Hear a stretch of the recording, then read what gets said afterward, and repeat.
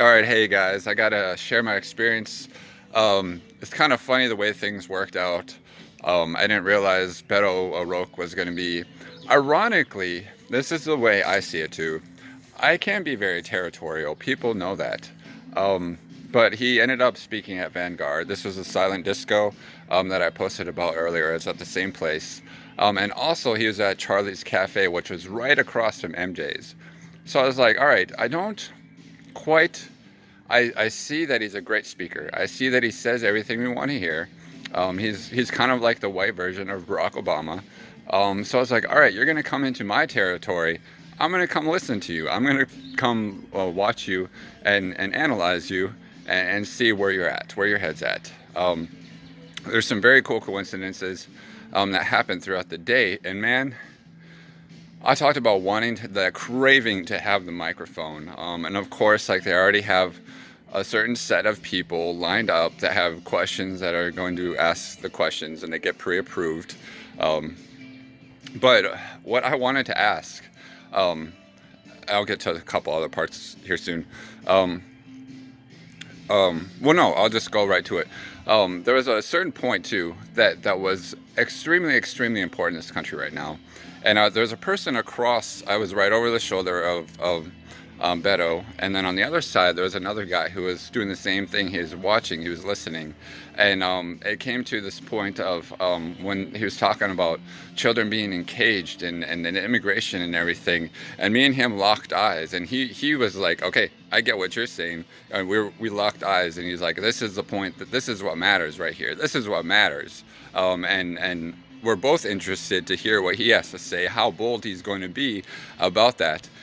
Little did I know. My dad, he came there later. I got an Uber there. My dad came there, thank God. This is about political revolution. This is about society. But little did I know, my dad just handed me a thing when we were leaving. He's like, hey, here's our local representative, Wade. And it was that guy.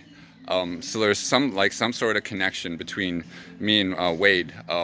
That we're like, we want to hear how bold you're going to be about this. What are your solutions for this? We want to hear a more bold and more progressive, getting to the point, addressing it, being bold.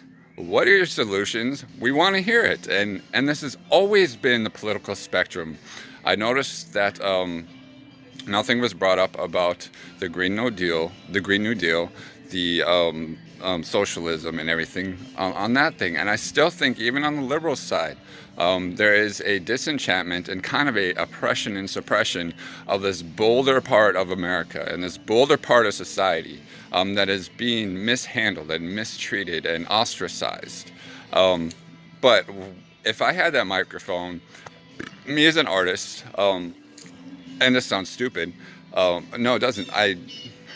This is what I wanted to ask and basically say. You have an audience right here.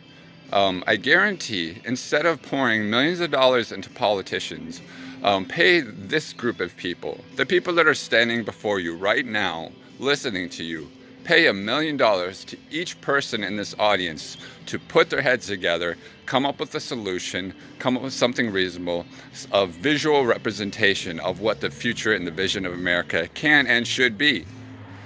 In other words, the designers, the architects, the musicians, the artists, the entrepreneurs, and putting them all together and then creating this visual spectacular of what the future needs to be so that we can propel ourselves and move ourselves in that direction, because it becomes something that we start voting on like, hell yeah, hell fucking yeah, we need a vision for America, hell fucking yeah, it is going to create that energy that we need, that collective energy. It has no bounds of a politicizing. It has no bounds of what political party you're in.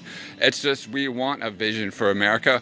Where is it? We're tired of hearing we have a vision for America, make America great again, blah, blah, blah.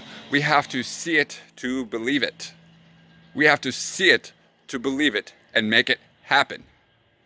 So anyway, that was my experience. Yes, we hear a lot of things. You know, it's easy for every bad situation to come out into the surface, for all the negativity, all the BS, and then kind of say, well, those are the bad guys, we're the good guys now. But you got to prove yourselves to be the good guys by saying we're going to be bold, aggressive, and we also embrace these other things that have been neglected, especially in the artistic community. Arts, entertainment, that's neglected by politicians, but I still truly feel like there's something about that. There's something about that that can help. You know how we have greed and corruption. All that is holding money above everybody and every politician to get them to make decisions and poor decisions. But I think having a vision for people and a vision for America, saying, do you want to participate? This is your opportunity to do it. This is your opportunity for every dreamer out there to become a dreamer within yourself and inward and outward into this country.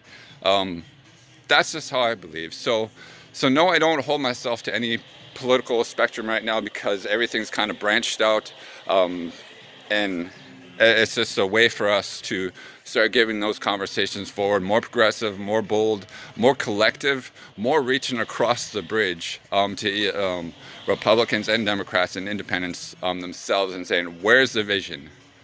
Where's the damn vision? We need artists and people to